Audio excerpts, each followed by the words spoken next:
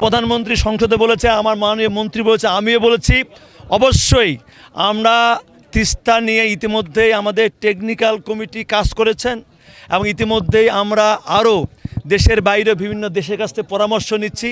কারণ একটি প্রজেক্ট কিন্তু একদিনও হবে না। আমাদের সরকারের মেয়াদ কেবল 5 মাস হলো, আমাদের কিছুদিন সময় দেন। ইনশাল্লাহ আমার অল্প কিছুদিনের ভিতরে আমরা তিস্তা যে মহাপরিকল্পনা প্রজেক্ট, সে প্রজেক্টটি আমরা বাস্তবায়নের কাজ পাইলট হিসেবে শুরু করব।